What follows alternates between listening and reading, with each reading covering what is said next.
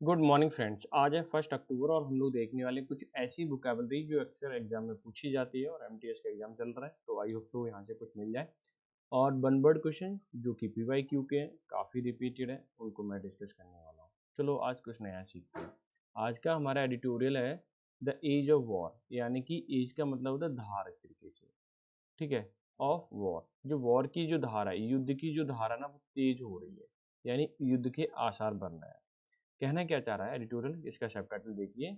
Iran should not give Israel an excuse to widen the war, यानी Israel को कोई excuse नहीं देना चाहिए। ठीक है, कलर में चेंज करता हूँ। क्या नहीं देना चाहिए? एक्सक्यूज नहीं देना चाहिए बाइडेन का अंदर, जिससे कि बढ़ सके। यहाँ पे बाइडेन का मतलब बढ़ने से है। ठीक है, क्या चीज? युद्ध। क्लियर? ऐसा हुआ क्यों? ये सेंटेंस देखिए, समझ में आएगा। Killing of Hassan Nasrallah, secretary of general Hezbollah. क्या कह रहा है कि किलिंग ऑफ हसन नसरुल्ला, जब मारा गया किसको? हसन नसरुल्ला को, जो कौन था? सेक्रेटरी जनरल ऑफ हिजबुल्ला था वो। ठीक है, अब यही जो सब्जेक्ट है ना, ये क्या है आपका? सब्जेक्ट है, और इसी जो सिंगुलर सब्जेक्ट है तो वर्ब सिंगुलर आएगी। ये इसे कहते हैं केस ऑफ अपोजिशन, यानी कि किसी की विशेषता को लिखना है, यानी कि कौन है उसके जो भी कौन है, कौन का जो आंसर देना है वो आप कॉमन लगा के लिख सकते हो। ठीक है, आगे सेंटेंस कंटिन्यू आगे हो जाएगा कॉमन लगा के। तो वही है, was one of the most कंसिक्वेंशियल act. ये क्या है? एक कंसिक्वेंशियल एक्ट था, इसके परिणाम स्वरूप हुआ by Israel since war in West Asia broke out in October 7 2023, कि पश्चिमी एशिया में 7 अक्टूबर 2023 को इजराइल ने क्या किया? जब से युद्ध स्टार्ट किया हुआ है तब से ये कुछ ना कुछ गड़बड़ होता जा रहा है। कोई किसी को मार रहा है, कोई किसी को मार रहा है। हालांकि ये पूरा एडिटोरियल बहुत आसान है, यू कैन रीड इजली। और जो डिफिकल्ट वर्ड है यहाँ देखिए, वो मैंने यहाँ लिख दिए। डिफिकल्ट प्लस आपके एग्जाम के पॉइंट ऑफ व्यू से इंपॉर्टेंट भी हो सकते हैं और पूछे भी जाते हैं। आप प्रीवियस ईयर के क्वेश्चन पेपर उठा के देखिए। पहला वर्ड है ब्रेक आउट। ये फ्रेजल वर्ब है और इसका मतलब फोड़ कर खोलना या फिर अचानक कोई चीज शुरू हो जाना। तो इस वाले सेंस में ज्यादा यूज होता है बिगिन सडनली, यानी कि अचानक से शुरू होना। क्लियर? नेक्स्ट वर्ड है एस्केलेट। बहुत पेपर में, न्यूज़पेपर में देखने को मिलता है आपको। एस्केलेट का मतलब होता है बढ़ना, गहरा होना, यानी इंक्रीज इन एक्सटेंट और इंटेंसिटी, यानी कोई चीज तीव्र हो जाना। क्या हो जाना? तीव्र हो जाना। नेक्स्ट है इन्वेजन। देखने को मिलता है नॉर्मली आक्रमण करना, अटैक। बहुत आसान है। All out. ऑल आउट जैसे आप देखते हो, एक रिफिल आती है जिससे मच्छर को भगाया जाता है। ठीक है, उसका नाम ही ऑल आउट है। तो उसका मतलब होता है पूरी ताकत से, with full force. Call fall का मतलब डिमांड करना। ये बहुत बार फ्रेजल वर्ब पूछी गई है, ये वाली और ये वाली। मैं इसे हाईलाइट कर दूंगा बाद में। पुश टू द कॉर्नर, यानी कॉज टू फील एम्बेरेस, जिसकी वजह से आपको एम्बेरेस फील हो इन अकवर्ड डिफिकल्ट प्रिडिकेमेंट, यानी कि अजीब सा हो, अजीब सी फीलिंग हो किसी वजह से, वो टू द कॉर्नर बोलते हैं उसको। ये एक ईडियम है। क्या है? एक ईडियम है। क्लियर? रैम्पेज का मतलब आवेश, इधर आवेश में इधर उधर घूमना, एक्ट वायलेंटली या रेकलेसली आप बोल सकते हो। काफ़ी इंपॉर्टेंट थे ये क्वेश्चंस। ठीक है, आई मीन बर्ड। और कौन कौन से बार बार पूछे जाते हैं वो मैं यहाँ पे लिख देता हूँ। जैसे इन्वेजन है, कॉल फॉर है। ठीक है, ये बर्ड जो है वो ज़्यादातर पूछे गए हैं। आप देखिए प्रीवियस ईयर के जो पेपर है उनमें। अब ये कुछ वन वर्ड है और मैं इनको यहाँ पे एक्सप्लेन करने वाला हूँ, काफ़ी इंपॉर्टेंट है। एक्सक्लूसिव मतलब बाहर निकाल देना। कमांड और पोजीशन, पोजीशन से बाहर निकाल देना। ठीक है, किसी का अधिकार ना हो उससे बाहर कर देना, उसको हम क्या बोलते हैं? पारवेनु। पारवेनु का मतलब होता है कोई व्यक्ति जो नया नया अमीर बना हो, नया अमीर। ठीक है, सेंक्टम का मतलब सैक्रेड होता है, पवित्र, इसको हम बोल सकते हैं। क्लियर? और मोनोपोली का मतलब है कि एकाधिकार।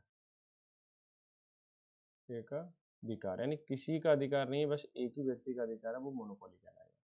मोनो का मतलब एक। ठीक है, हाइपरगैमी। हाइपरगैमी का मतलब है हायर कास्ट में शादी करना, शादी करना। ठीक, फिलहाल हमारा क्वेश्चन था कि हम पोजीशन से बाहर निकाल दें, लोगों का अधिकार हटा दें, छीन लें, एक व्यक्ति का अधिकार रहे, जैसे मोनोपोली बोलेंगे। Answer is going to be third for the particular question.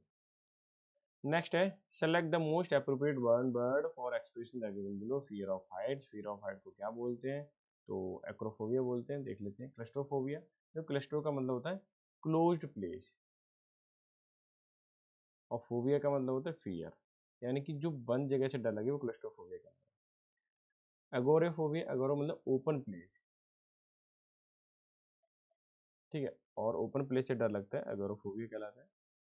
Homophobia, होमो का मतलब सेम से होता है, सेम सेक्स वगैरह, यानी कि एक ही जेंडर के लोग होते हैं उनसे डर लगने लगे, होमोफोबिया कहलाएगा। सेम कैटेगरी बोल सकते हो आप। एक्रोफोबिया फियर ऑफ हाइट होता है, ये फियर ऑफ